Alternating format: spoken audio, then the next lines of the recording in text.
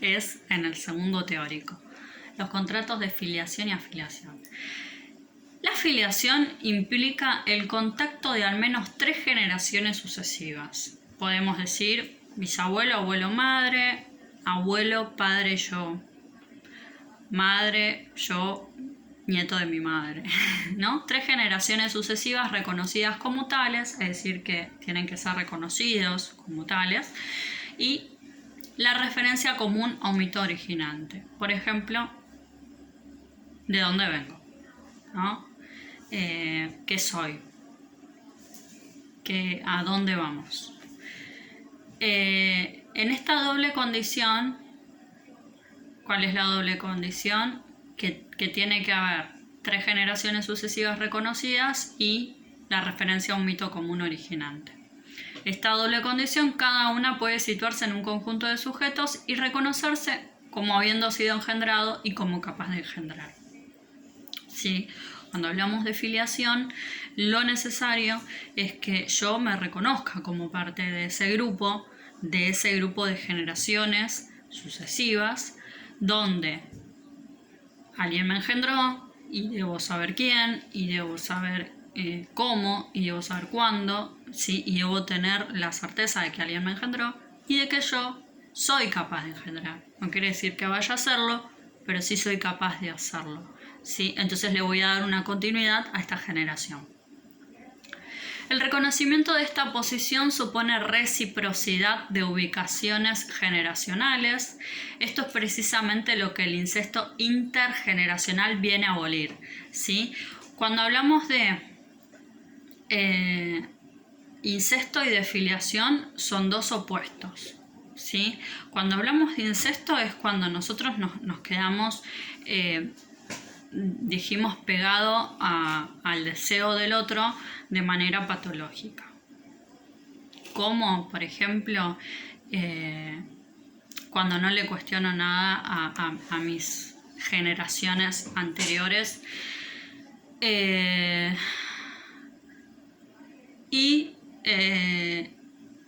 Entonces, cuando nosotros nos reconocemos, ¿sí? en una posición de una generación, y me reconozco que yo tengo esta ubicación y que mis padres tienen esta ubicación y que mis abuelos tienen esta ubicación y que nos podemos dar recíprocamente diferentes deseos, diferentes ideas, diferentes acciones o lo que fuera, ¿sí? Lo opuesto a esto es el incesto intergeneracional, que va a abolir esa reciprocidad, esa ubicación que cada uno tiene.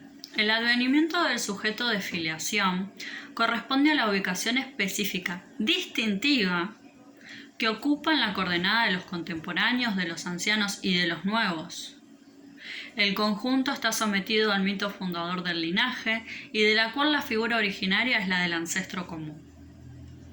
La cadena de la filiación transmitida de generación en generación es una cadena significante de doble lectura.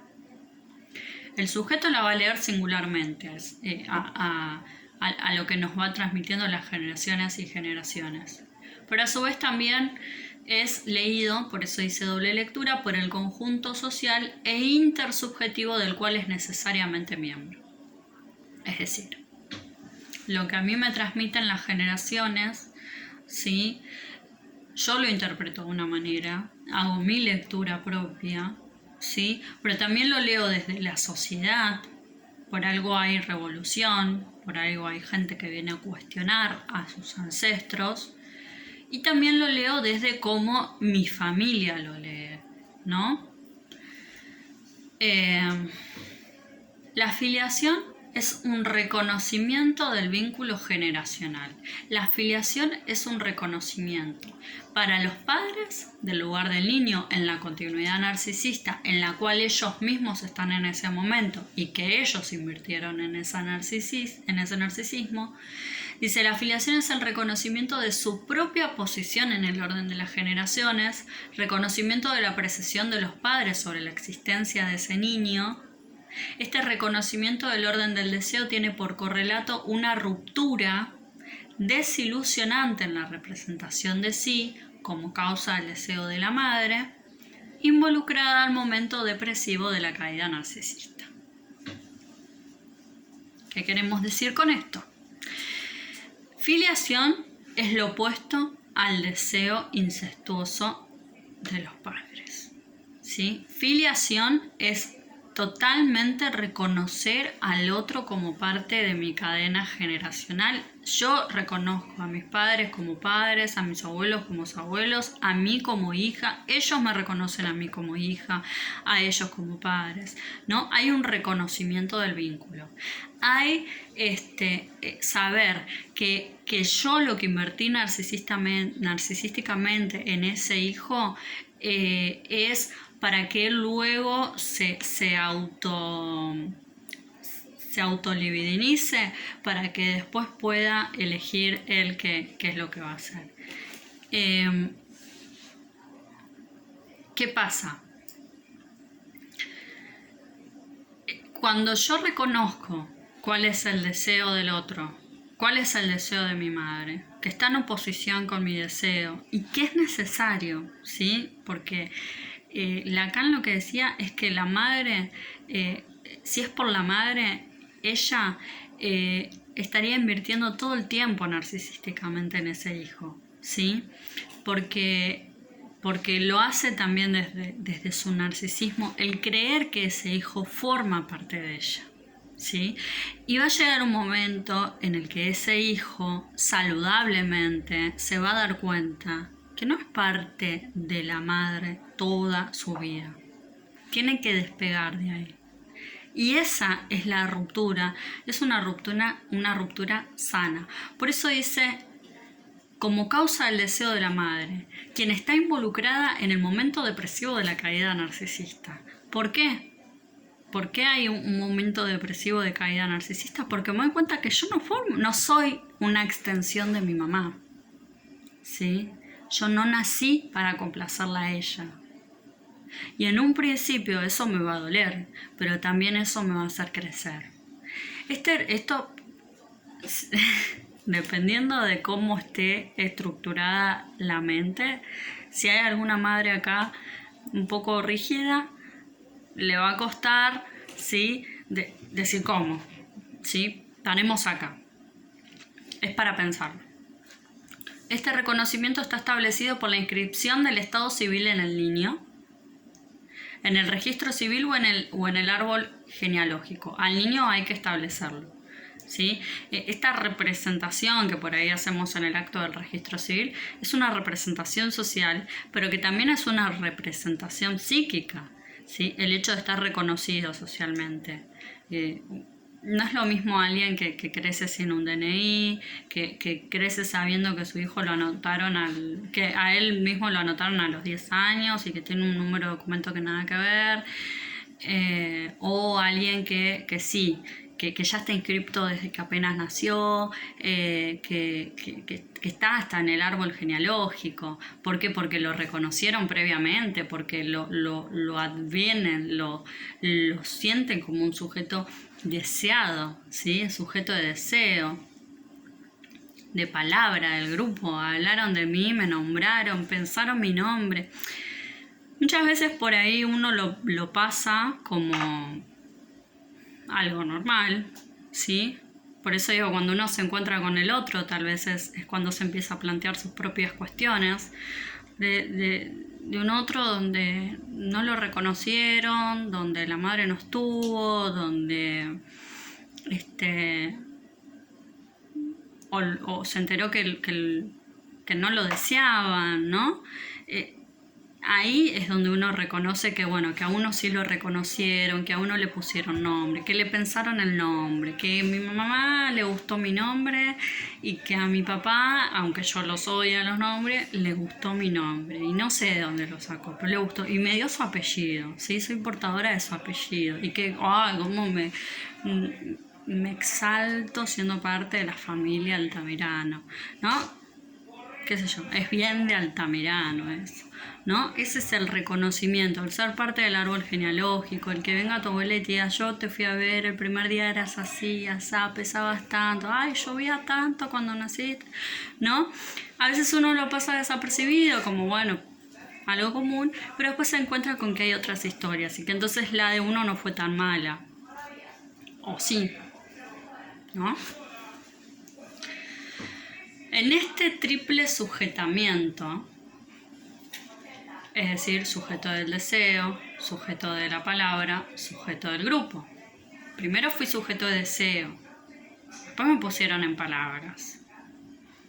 Y después soy parte de ese grupo familiar o de ese grupo social. Triple sujetamiento o triple subjetivación. Sujeto de deseo, sujeto de palabra, sujeto del grupo.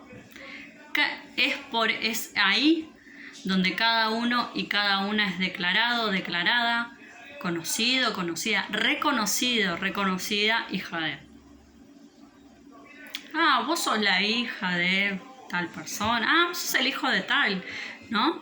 Entonces ese reconocimiento que primero nos dieron nuestros padres y toda nuestra familia, después nos terminan dando nuestros vecinos o alguien en el trabajo de mi papá y yo también trabajo ahí, entonces soy la hija de, ¿no? Y ojo también con ese enganche de siempre ser hijo de, hija. Siempre pasó más en las mujeres, ¿no? El ser hija de, esposa de, ¿no? Y reconocida así, tanto de el apellido de mi esposo, ¿no? Bueno, machismo. La filiación es el advenimiento del sujeto singular en el grupo familiar por el nombre que recibe a partir de la línea parental y de la designación del padre. Es al mismo tiempo su calificación como ser, singular, sexual y mortal. Es también inscribirse y tomar un lugar dentro del conjunto generacional que, en tanto que tal, asegura la continuidad narcisista, asexuada e inmortal. En esto, la cuestión de la filiación tiene mucho contacto con la del fin, la muerte, con la del origen, el nacimiento, y con la finalidad, el sentido, el objetivo. ¿Cómo es esto? Nosotros somos reconocidos, somos sujetos de derechos, somos sujetos de palabras, somos sujetos de grupo. Esto es la filiación, el ser reconocido, ¿sí? El ser yo un sujeto singular, es decir, que yo me pueda diferenciar de esos otros, pero también saber que formo parte, que voy a ser un otro, ¿sí? Dentro de esos otros. Entonces, ahí yo soy singular, ahí yo elijo mi sexualidad, ahí yo también sé que soy mortal. Pero a su vez me inscribo, y esto es más bien generacionalmente hablando, la continuidad narcisista, ¿sí? Esto de decir, bueno, yo también a mis hijos les voy a dar este advenimiento narcisista, este reconocimiento. Muchas veces, qué sé yo, podemos ponerle el mismo nombre. Bueno, mi papá se llama Juan, mi hijo se llama Juan, el hijo de mi hijo le van a poner Juan, ¿no? Eso es una extensión narcisista. Es un ejemplo de extensión narcisista, ¿no?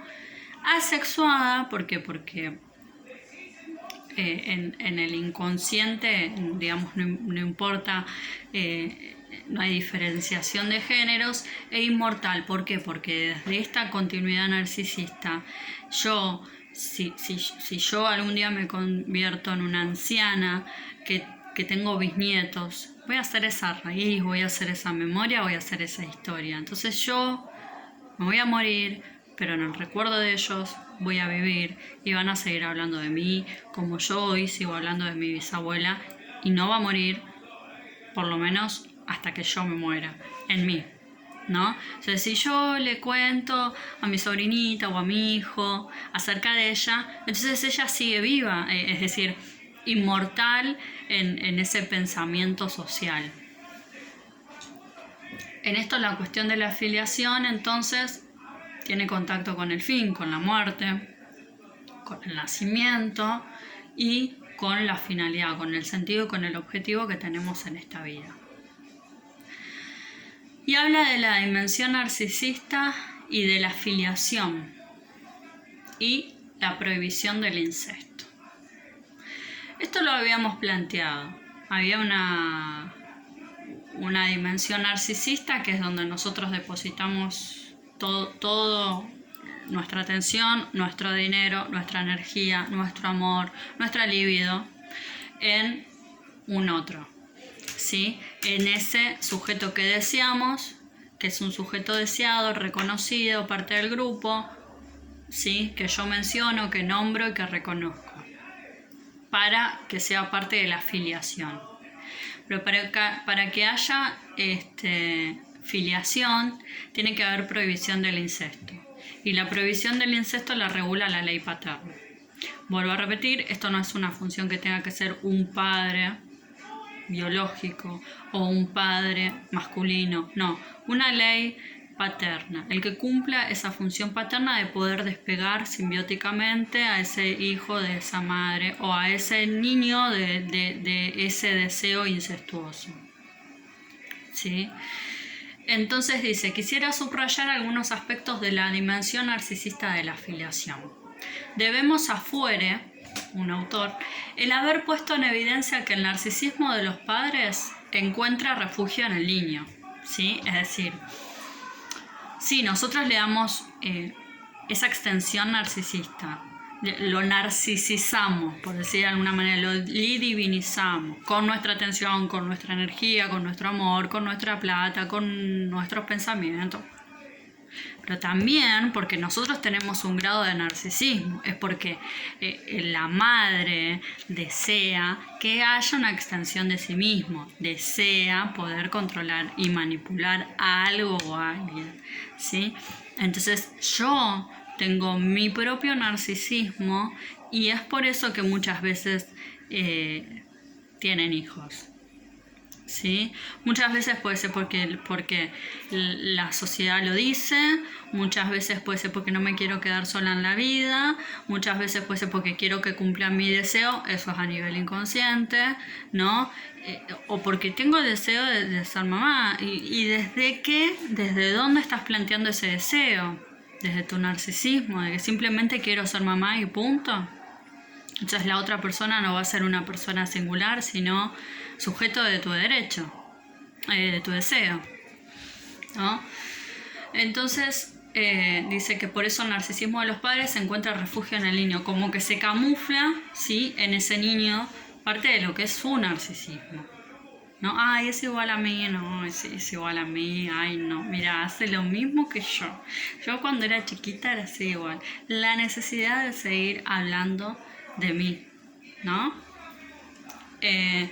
Dice que Fuere, el autor, subraya que los padres constituyen al niño como portador de los sueños de deseo no realizados. Esto ya lo habíamos planteado. Correlativamente, el narcisismo del niño se instala sobre el de sus padres en el sentido de que toma apoyo, se modela y deriva. El concepto de contrato narcisista propuesto por Pierre Lanier trata de la filiación y del sujeto de filiación en su dimensión narcisista. Por ese concepto, ella sostiene que todo sujeto viene al mundo de la sociedad y de la sucesión de generaciones con la misión de asegurar la continuidad del conjunto al que pertenece. A cambio, este conjunto debe invertir narcisísticamente en ese nuevo individuo. La noción de contrato narcisista corresponde a la atribución de cada uno en un lugar determinado en el grupo. Y está indicado por las voces que ha tenido. Antes de la aparición del recién venido, un discurso conforme al mito fundador del grupo. ¿Cómo será? ¿Qué será? ¿Nene o nena?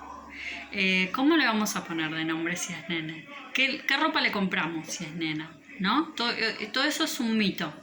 Es lo que nosotros nos fundamos en nuestro imaginario, en nuestro deseo, ¿sí? ¿Será parecido a mamá? ¿Será parecido a papá?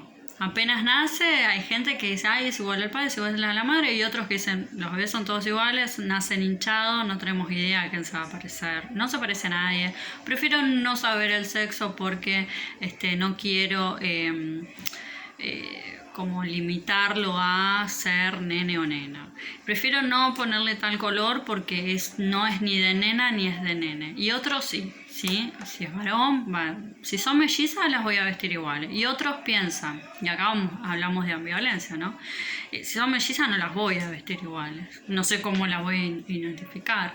Todo esto que vamos hablando y que vamos depositando ya al niño antes de nacer en un lugar determinado y con el que quisiéramos que ese niño ocupe ese lugar, ¿no? Se ponga en esa posición donde nosotros lo ubicamos antes de que nazca. Este discurso, que contiene los ideales y los valores del grupo y que transmite también su cultura, debe ser retomado por cuenta por cada sujeto. Es por este discurso y por esta inversión narcisista que está ligado con el ancestro fundador. La razón de este contrato es fundamentalmente la prohibición del incesto. Importa comprender bien la violencia que esta prohibición administra a cuenta de la continuidad del narcisista de vida en los lazos de generación. Cuando hablamos de violencia, vuelvo a repetir, y cuando hablamos de la prohibición del incesto, cuando hablamos de que tiene que haber una ley paterna, una función paterna, claramente va esto a apoyar a la depresión narcisista que hablamos anteriormente, donde la madre tiene que estar ahí apoyando pero también despegada. Y en este intento de despegarnos un poco del deseo de nuestros padres o despegar a nuestros hijos de nuestros propios deseos narcisistas, incestuosos, nos vamos a ver obligados a una especie de violencia, una especie de que alguien ponga la ley y que esa ley sea sufrida y que esa ley duela y que haya una herida narcisista por el simple hecho de que yo no formo parte exclusivamente de mi mamá y ese hijo no forma parte exclusivamente mío, ¿no? Tengo que soltarlo y en ese soltar hay duelos. Entonces ahí es donde hablamos de violencia, de que muchas veces es necesario el acto de transmitirle al otro la separación, y esa separación duele y como tal es tomada de manera violenta. El niño no puede devenir como sujeto de la filiación en el encuentro con la prohibición del incesto, pero no puede advenir como sujeto más que por haber sido previamente aproximado por sus padres o abuelos como su prolongamiento narcisista. Freud ha subrayado cómo el nexo narcisista de la generación es el punto espinoso del conjunto del sistema narcisista. El individuo, dice Freud, efectivamente lleva una doble existencia, en tanto que es él mismo su propio fin y en tanto que es eslabón de una cadena a la cual está sujeto contra su voluntad o al menos sin la inversión de ella. Es decir, nosotros venimos al mundo y primero no elegimos, o eso es lo que dicen. Algunos teorizan de que no elegimos nacer. Y segundo, que no elegimos dónde tampoco nacer, ni que hagan de nosotros lo que ellos creen que está adecuado hacer con nosotros, ¿no? Entonces, por eso es que Freud dice que es contra nuestra voluntad, o al menos no participa nuestra voluntad. Dice, o al menos sin la intervención de nuestra voluntad. ¿Sí? O sea, si no es contra nuestra voluntad, tampoco es que pusimos voluntad. Ni en nacer, ni en dónde, ni cómo, ni por qué nos crían de determinada manera. Estas aproximaciones ubican al niño en una red de deseo en la cual su lugar de sujeto singular tendrá que ser encontrado. ¿Sí? Nuestro lugar lo tenemos que encontrar. Bajo este aspecto, el niño es el depositario del narcisismo de los padres, de los abuelos, de los hermanos, de los tíos. Es el por qué él puede también constituir para sus padres una herida narcisista grave, que podrá trabar la realización de su propio fin. Podemos en ello reparar en la clínica en la insuficiencia de la inversión narcisística del niño pesadamente discapacitado o marginal. Acá da este ejemplo. Cuando hablamos de herida narcisista grave, por ejemplo, hablamos de ese sujeto que nació y no es como nosotros decíamos. Y él da el ejemplo de un discapacitado. ¿Sí? Hay muchos padres que no deseaban ese hijo, que los hiere en su total narcisismo el hecho de que haya sido discapacitado y no como ellos lo deseaban, que les cuesta horrores aceptarlo, ¿sí? Él da este ejemplo, pero también muchas veces puede tener que ver con cuando son más grandes o cuando son niños, o puede tener que ver también con características físicas. O sea, yo quería que sea rubio de ojos celestes, yo quería que sea nena, no lo acepto así. Creo que habían hecho una pregunta a ustedes acerca de eso, ¿no? Cuando el deseo tiene que ver con que yo quería que sea nena y fue nene, ¿no? O muchas veces, y más antiguamente, los padres que querían tener varones, porque era la extensión de su apellido. Una nena no es mi hija. Yo quería un varón. Y he conocido gente que, por ejemplo, es papá de 4 hijas y a todos les dice hijito, ¿no? Y reconoce que quería un varón, que por eso les dice hijito. Entonces, acá está en que yo invertí mi narcisismo, mi atención, mi amor, mis tiempos, mis noches, mis sueños, mis insomnios, mi hablar con mi marido de que mi hijo iba a hacer esto, iba a hacer lo otro, y qué sé yo. Y mi hijo nace sordo, mi hijo nace mudo, mi hijo nace con alguna discapacidad, síndrome de Down, ¿no? Eso que no hasta hace poco fue socialmente aceptado. Y en los padres, la mayoría, he conocido padres que no lo aceptaron. Después sí, pero en principio no. La insuficiencia o el desvío del contrato narcisista produce una carga incestuosa responsable de la ambigüedad del vínculo. La ambivalencia le es inaccesible en la medida en que los contactos de generaciones están marcados por el no reconocimiento de la diferencia. ¿Sí? Nosotros en nuestro contrato narcisista previo, en nuestro mito, hemos fundado un deseo de que nuestro hijo iba a ser de esta manera. Ese es el contrato que establecimos con nuestro hijo, que sea como yo lo deseé. El contrato narcisista está en que mi hijo sea como yo lo deseé. Por eso es que hago contrato con ese hijo que está por nacer. Mi contrato está en que sea así. ¿Vieron cómo es un contrato? Tiene que ser así, que cumpla con esto y esto. Y nace y es totalmente lo contrario. Entonces ahí yo me desvío. Se desvía, se rompe totalmente. Y habla del rechazo de la generación y de la afiliación. Afiliación. De la herencia no es suficiente nacer en una familia. También es necesario nacer de la familia. ¿Sí? ¿Qué quiere decir? Yo nazco en una familia. Inevitablemente voy a nacer en una familia. Pero otra cosa es nacer de esa familia. El primer nacimiento es biológico. El primer nacimiento tiene que ver con que nací ahí, en esa familia. Pero de esa familia es porque ellos me desearon. Y yo nací psíquicamente de ahí. Que ellos me imaginaron, me pensaron, me reconocieron, me eligieron, me buscaron.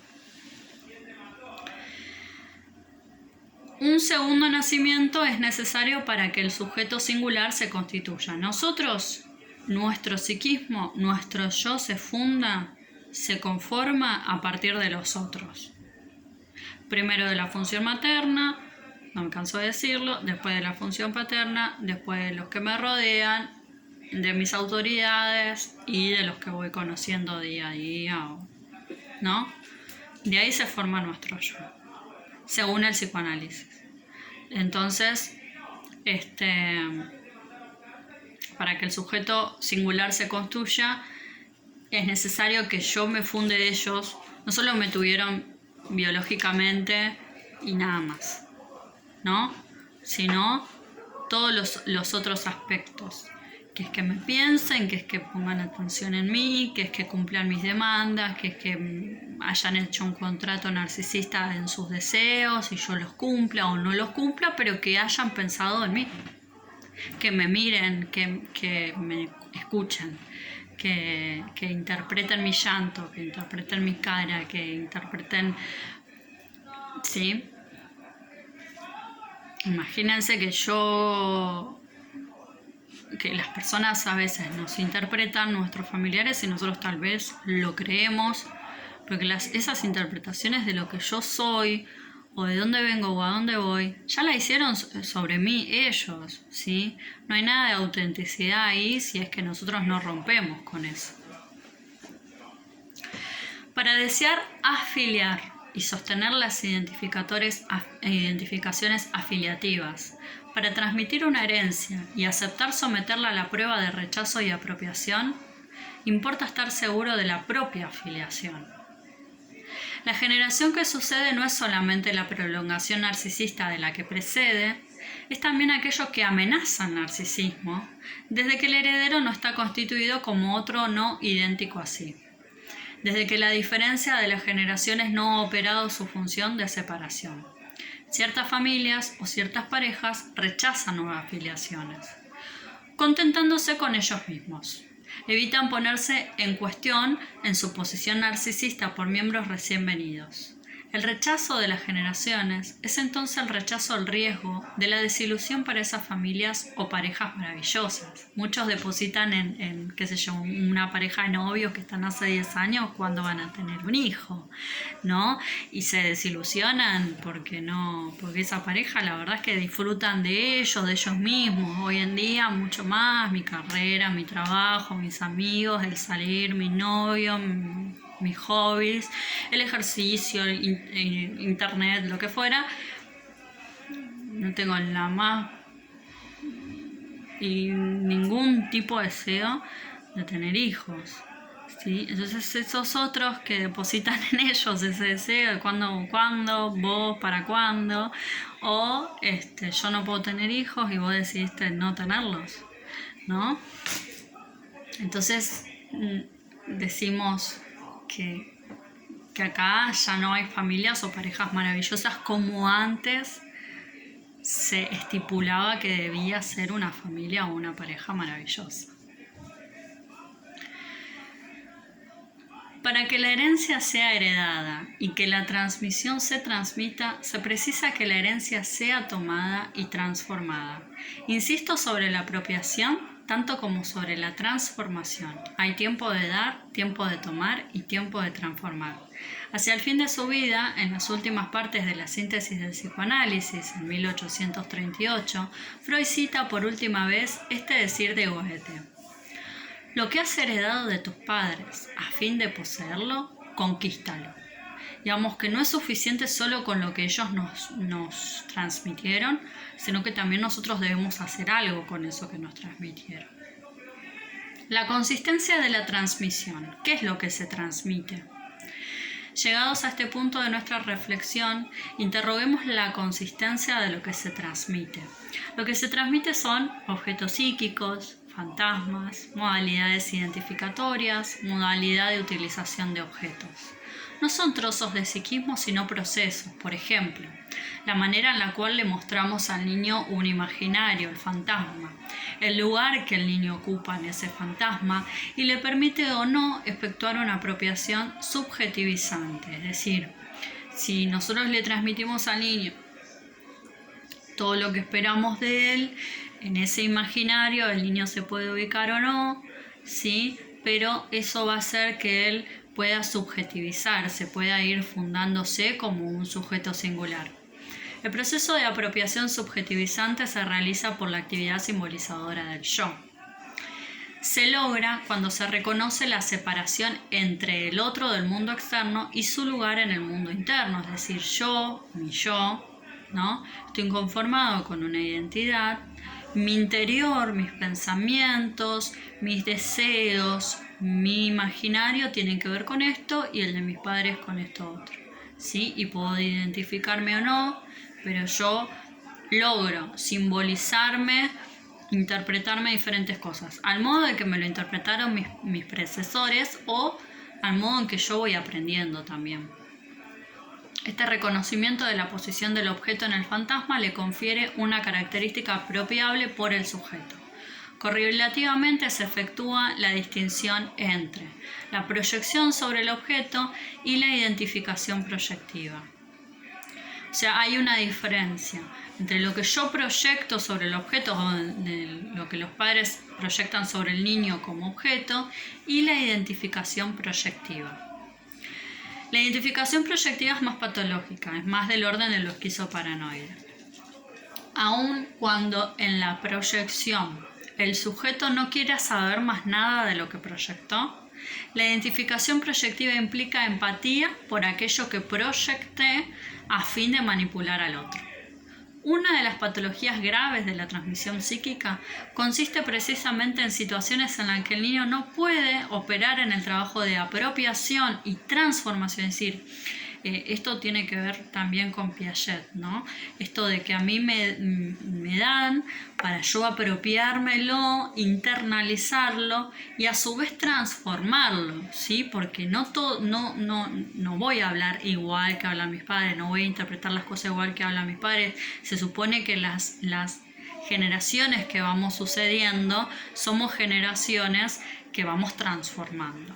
Porque si no, no podemos apropiarnos y no podemos ser sujetos únicos o singulares por la vía del fantasma de aquello que le ha sido impuesto por el otro. En ese caso, cuando prevalecen los mecanismos de la proyección de los objetos de los padres en una zona del aparato psíquico del niño, no puede ya ser subjetivizada, ¿sí? Cuando nos imponen demasiado y nosotros quedamos atados a eso que nos han representado.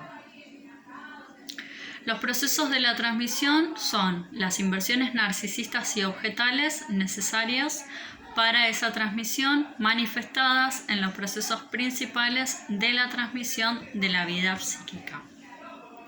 Los puntos de apoyo. El concepto de punto de apoyo es de una cierta utilidad para pensar los vínculos intersubjetivos y, en consecuencia, calificar los contactos entre generaciones. Es decir, yo tengo un punto de apoyo porque los necesito para pensar mis vínculos y calificar los contactos. Me refiero aquí a una teoría del apoyo generalizada que encuentra un modelo genérico en el proceso de formación de las pulsiones. A partir de este modelo establecido por los trabajos críticos de Laplanche en 1970, mis investigaciones han versado sobre los apoyos grupales, sociales y culturales de las formaciones psíquicas más complejas. He puesto el acento sobre la noción de un apoyo múltiple entre los objetos, de las instancias o de las transformaciones psíquicas y sobre las formaciones de sustitución o suplencia en el interior de una red de apoyos. Las identificaciones, las señales identificatorias y los vínculos de pertenencia. La identificación con el objeto del deseo, o sea, yo me identifico y mis padres que son deseantes se identifican conmigo. Y con el fantasma inconsciente del otro es un pasaje obligado para tomar lugar entre los vínculos entre las generaciones. Es necesario que eso pase. Las identificaciones son la materia prima del vínculo. ¿Sí? Para que yo me vincule, primero tengo que identificarme, ser miembro de ese lugar e identificarme con lo que ellos me están transmitiendo, y con sus deseos y con ellos. Las identificaciones organizan el vínculo intersubjetivo en una gran diversidad de formas. Plantea una, que es la identificación proyectiva. Es una proyección de partes de uno mismo en un objeto. Marca también un obstáculo en el proceso de introyección. En su forma patológica con fin destructivo, la identificación proyectiva es un mecanismo de defensa ligado a la posición esquizoparanoide, que es de la que hablaba Melanie Klein. Apunta a hacer desaparecer o controlar de manera omnipotente los objetos internos y antes de todos sus contactos. Esto produce dos consecuencias. Bueno, primero vamos a hablar. La identificación proyectiva son partes mías, ¿sí? Depositadas en un objeto exterior, en un objeto, ¿sí? O sea, por ejemplo, yo creo como bebé en la posición esquizoparanoide que mi mamá es una extensión de mí mismo. Yo soy omnipotente, yo controlo ese objeto. Eso está genial desde ese punto de vista. Ahora, cuando se vuelve crónico, cuando se vuelve patológico y no podemos salir de ese tipo de identificación proyectiva, a lo que apuntamos es hacer desaparecer el objeto, como por ejemplo queremos hacer desaparecer el pecho malo, es hacer desaparecer todo lo que tenga que ver con ese objeto, ¿sí? Entonces ya no tengo representaciones internas de algún objeto porque lo quiero hacer desaparecer, porque tiene solo partes mías y son partes que empiezan a ser amenazantes. Entonces dice que produce dos consecuencias. El objeto se percibe con características proyectadas mías en ese objeto. El yo se identifica con ese objeto que está cortado, porque son solo partes, no es completo. Los obstáculos de la identificación proyectiva han sido descritos por varios autores. Torok y Abraham han puesto en evidencia la necesidad de metabolizar la pérdida requerida para que el proceso de introyección se cumpla. La de metaforización y la objetivación levantan una estatua al objeto más cerca de la cosa corporal y evitan el reconocimiento de la experiencia subjetiva. ¿Qué queremos decir con esto? Los obstáculos dice que necesitamos metabolizar, simbolizar, hacer algo con la pérdida, con el símbolo de lo que perdimos, que lo necesitamos. Para nosotros poder introyectar, primero tenemos que saber que a ese objeto lo vamos a perder, ¿sí? Cuando nosotros hablamos de que la madre va a desaparecer porque se tiene que ir a trabajar o tiene que ir a hacer otras cosas, el nene se internaliza la imagen de la mamá y con eso se calma. Entonces así con todas las cosas que nosotros por ahí perdimos y que nuestros recuerdos la podemos mantener viva.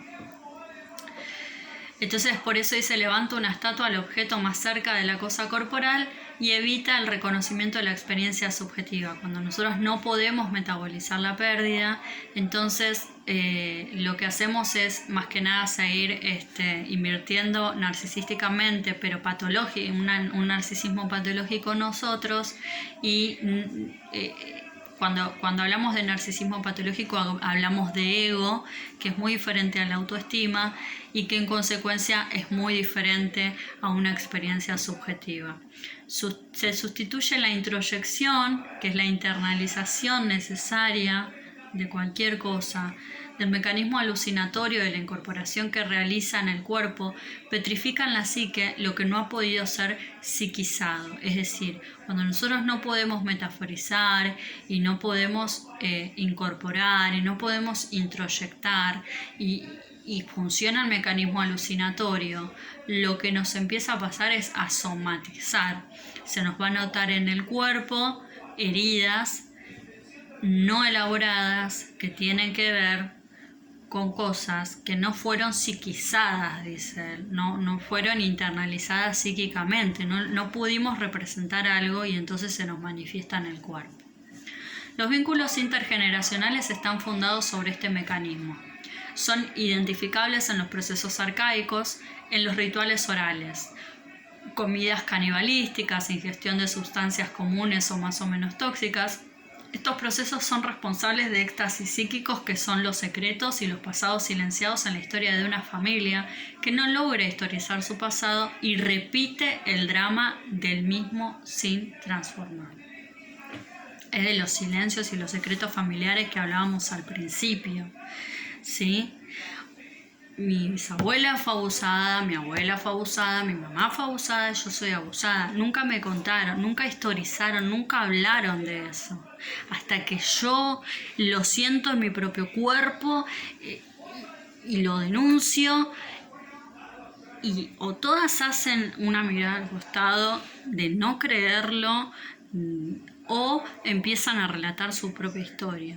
Y se empieza a sanar en esa generación todas las heridas, pero imagínense la cuota de pago por no haberlo simbolizado, por no haberlo hablado, por no haber denunciado antes. ¿Sí? Entonces la herida se va a repetir en tanto no historicemos nuestros pasados ancestrales. Las confusiones de identidad y las somatizaciones, inscripciones ciegas en el cuerpo, testimonian el fracaso de haber introyectado, de haber representado, de haber puesto en palabra, de haber historizado. Organizan los vínculos según un modo paradojal de la fusión, de la no separación y de la explosión. Las identificaciones edipianas, es decir, del complejo Edipo, dan acceso a la ambivalencia del vínculo intersubjetivo. Como lo indica Freud en Psicología de las Masas y Análisis del Yo, el vínculo social es precisamente esta transformación en las identificaciones, esta coexistencia de un sentimiento primitivamente hostil con un apego positivo. Este pasaje se ilustra por Freud en Tótem y Tabú. La muerte del padre y el pacto de los hermanos instituyen la comunidad fraternal como primer acto de civilización. Esto obviamente va más allá de decir, bueno, murió el padre. Freud en Tótem y Tabú lo que trata de plantear es cómo nosotros nos vamos civilizando a partir de haber matado ciertos mandatos que nos han impuesto, ¿no? Hay cosas con las que nos quedamos, con que son de sumo valor, y hay cosas que necesitamos cuestionar y hasta matar en nuestra generación, de generaciones ancestrales, porque ya están dañando. Y es así donde nosotros nos